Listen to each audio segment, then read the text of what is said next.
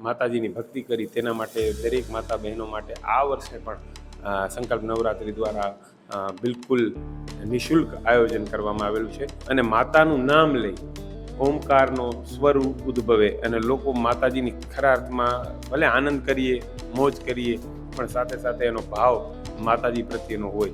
સૌ પ્રથમ મોરબીમાં થઈ રહ્યો છે. મધ્યરાત્રિ થશે ત્યારે જે આપણું પ્રાચીન સંસ્કૃતિ છે, જે પ્રાચીન ભાતીગણ આપણી સંસ્કૃતિ છે, જે પહેલાં ગરબીઓ થતી માતાજીની જે માંડવડી મૂકીને આપણે રમતા હતા એ રીતનું આયોજન અમે કરતો. ઢોલ અને શરણાઈ સાથે કલાકારો છે મોરબી, રાજકોટ અને મુંબઈથી ખાસ માતાજીની આરાધના કરી. જ્યાં સંકલ્પ છે 9 દિવસ ભક્તિનો, જ્યાં સંકલ્પ છે વાસ્તવિક અનુભૂતિનો, જ્યાં સંકલ્પ છે સંસ્કૃતિને ઉજાગર કરવાનો અને જ્યાં સંકલ્પ છે સુરક્ષાનો.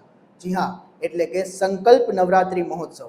નમસ્કાર, હું સદરાજી જાડેજા મોરબી અપડેટમાં આપ સૌનું સ્વાગત કરું છું. અને મોરબીવાસીઓ જેની આતુરતાથી રાહ જોઈ રહ્યા હતા એ સંકલ્પ નવરાત્રિ મહોત્સવ આ વખતે ફરી થવા જઈ રહ્યો છે, ત્યારે યંગ ઇન્ડિયા ગ્રુપના મેન્ટર દેવેનભાઈ રબારી મારી સાથે છે અને યંગ ઇન્ડિયા ગ્રુપમાંથી તેજસભાઈ વારા પણ આપણી સાથે છે. ત્યારે દેવેનભાઈ, ખાસ કરીને સૌ પ્રથમ તો એ જ પૂછવા માંગીશ કે આ વખતે ફરી વખત સંકલ્પ નવરાત્રિ મહોત્સવ થવા જઈ રહ્યો છે, ત્યારે શું ઉત્સાહ છે આ વખતે અને શું આયોજન છે? મોરબીવાસીઓ સૌ જાણે છે કે સંકલ્પ નવરાત્રિ મહોત્સવ છેલ્લા 15 વર્ષથી આ આયોજન યંગ ઇન્ડિયા ગ્રુપ દ્વારા થઈ રહ્યું છે, જેનો મુખ્ય હેતુ માતાજીના આ પર્વને ખાલી ભક્તિ, શક્તિ અને સકારાત્મકતાની ઉર્જા તમામ લોકોમાં આવે, આવા મુખ્ય હેતુથી આ સંકલ્પ નવરાત્રિનું આયોજન થતું રહ્યું છે, જેમાં ખાસ કરીને દરેક સમાજની એકતા, સમરસતાનો ભાવ જાગે અને ખાલી માતાજીની ભક્તિ જ નહીં પરંતુ સાચા અર્થમાં આધ્યાત્મિકતા ઉદ્ભવે અને લોકો એકબીજાની સાથે ભળીને રહે અને માતાજીની ભક્તિ કરે.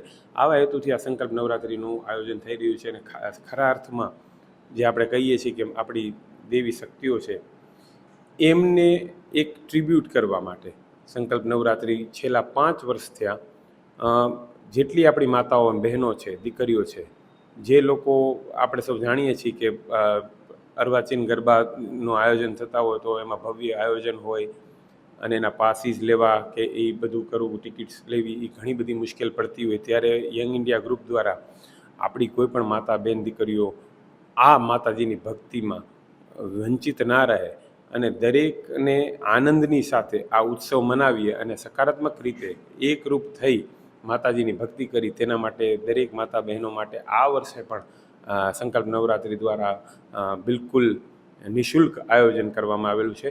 જેથી મારી તમામ માતા બહેનો અને બધાને મારી વિનંતી છે કે આ માતાજીની આરાધના કરતો આપણા સૌનો જે સંકલ્પ નવરાત્રિને હંમેશા મોરબી વાસીઓએ પ્રેમ આપ્યો છે, સંકલ્પ નવરાત્રિ એ દરેક લોકોના હૃદયમાં વસેલું નવરાત્રિનો મહોત્સવ છે, ત્યારે આ વખતે પણ અમે ફરીથી 1 વર્ષના વિરામ બાદ બધા લોક લાગણીને માન આપીને ફરીથી અમે યંગ ઇન્ડિયા ગ્રુપ દ્વારા આયોજન કરવા જઈ રહ્યા છીએ.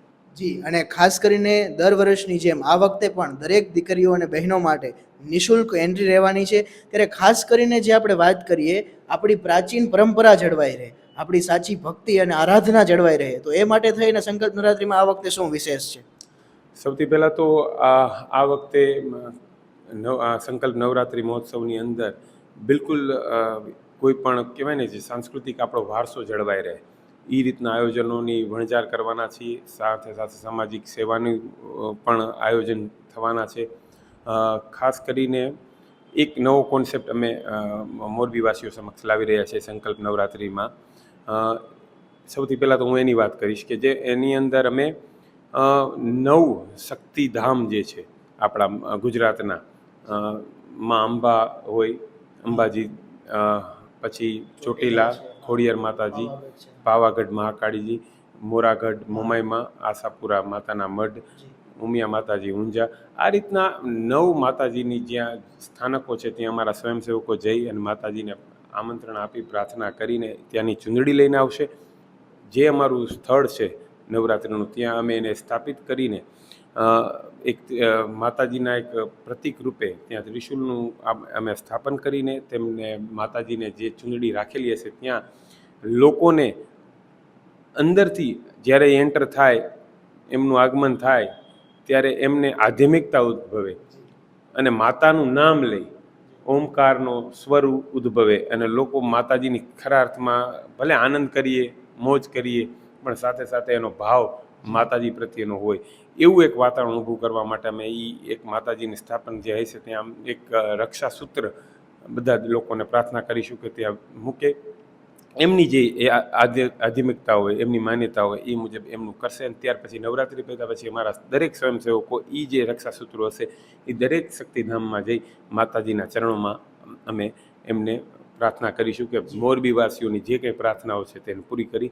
એટલે આ હેતુ એવો છે કે બધા લોકો આધ્યાત્મિકતાથી જોડાય, ખાલી આનંદ ઉલ્લાસ ખાલી એટલા પૂરતું સીમિત ના રહે.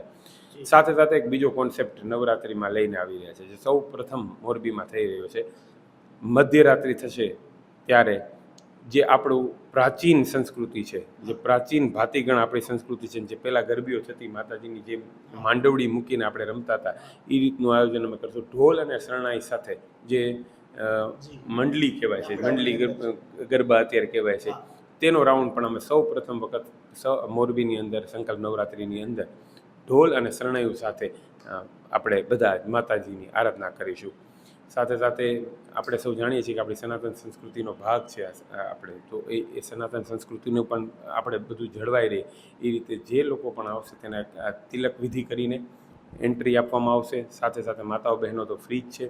સાથે બહેનો માટે ખાસ સુરક્ષા વ્યવસ્થાની વ્યવસ્થા કરે છે, જેના માટે યંગ ઇન્ડિયા ગ્રુપ હંમેશા વખાણ્યું છે, લોકોના દિલમાં વસેલું છે સલામતી માટે. તો એના ઉપર અમે પૂરેપૂરી પ્રાથમિક કરીશું.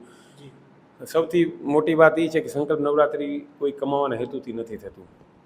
સંકલ્પ નવરાત્રિનો હેતુ માત્ર ને માત્ર લોકોને એકજૂટ રાખવાનો, સમાજની અંદર એકરૂપતા રાખવાનો, લોકો નિર્દોષ આનંદ માણી શકે અને માતાજીની ભક્તિ કરી શકે. અને આ વખતે થોડુંક કંઈક અલગ કરશું. સાથે સાથે જે કલાકારો છે એ મોરબી, રાજકોટ અને મુંબઈથી ખાસ માતાજીની આરાધના કરી શકે અને ખાસ માતાજીના જે આપણા ભાતીગણ ગીતો છે, લોકગીતો છે એ જ ગવાય અને એ જ ગવાતા હોય અને લોકો એનો આનંદ માણી શકે અને માતાજીનું નામ લે અને આપણે આ કરી શકીએ.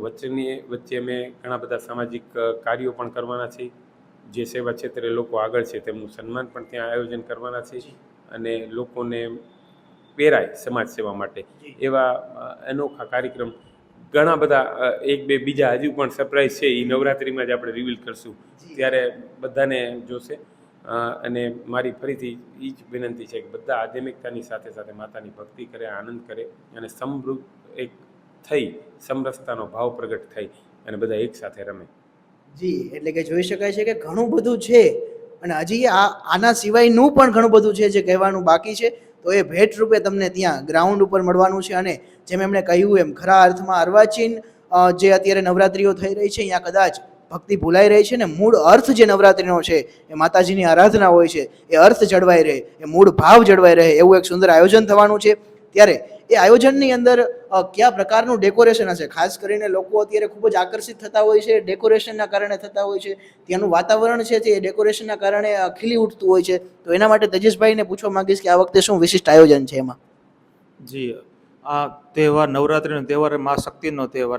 આપણે શ્રાવણ મહિનામાં મહાદેવ ભગવાનનો તહેવાર હતો. એ આખો મહિનો મહાદેવ ભગવાનની ભક્તિ કરી, શંકર ભગવાનની, પછી ગણપતિ દાદાની, એમના દીકરાની, હવે શક્તિનો, આ શક્તિપીઠનો માતાજીનો તહેવાર છે. એટલે આપણે એ વાતાવરણ ઊભું કરી કે ત્યાં બધા સંકલ્પ નવરાત્રિ મહોત્સવ અમારે નવરાત્રિમાં બધા પધારો, એક ભક્તિભાવથી આપણે બધા સાથે રમીએ, એક માતાજીનો પર્વ ઉજવીએ અને ત્યાં આપણે ખાસ એક સેલ્ફી ઝોન, જે માતાજીનો રૂપ, જે ભક્તિભાવ બધામાં પ્રગટ થાય, જે ત્યાં આવે એક પોઝિટિવ એનર્જી મળે બધાને, એવું એક આપણે સેલ્ફી પોઈન્ટ પણ ઊભા કરવા જઈ રહ્યા છીએ. ત્યાં મંડલી રાસ માટેનું એક અલગ માતાજીને જે માંડવીમાં જે આવે, આપણે જે જૂની રૂઢિ પ્રમાણે જે આપણે રાસ ગરબા રમતા હતા કે જૂની શેરીઓમાં કે જૂના ગામમાં, કે આપણે જે બધા જૂની પ્રાચીન જે બધા ભૂલી ગયા છે, અર્વાચીન તરફ જઈ રહ્યા છે, એને પહેલાં આપણે પ્રાચીન તરફ જવા માટેનો આપણે પ્રયાસ કરી રહ્યા છીએ. ત્યાં બધા સાથ સહકાર આપશો અને બધા સૌ પધારો અને આ માતાજીનો તહેવાર આપણે સૌ સાથે મળીને ઉજવીએ. જી, તો આ પ્રકારે મેં તમને જણાવ્યું એમ સંકલ્પ નવરાત્રિ એ અનેક સંકલ્પો સાથે જોડાયેલી છે અને તમામ સંકલ્પો આપણે સાથે મળીને સિદ્ધ કરવાના છે. ત્યારે આવો આપણે પણ આ પ્રાચીન નવરાત્રિને ઉજાગર કરતી સંકલ્પ નવરાત્રિ મહોત્સવમાં અચૂકથી મુલાકાત લઈએ. જોડાયેલા રહો મોરબી અપડેટ સાથે. ખૂબ ખૂબ આભાર.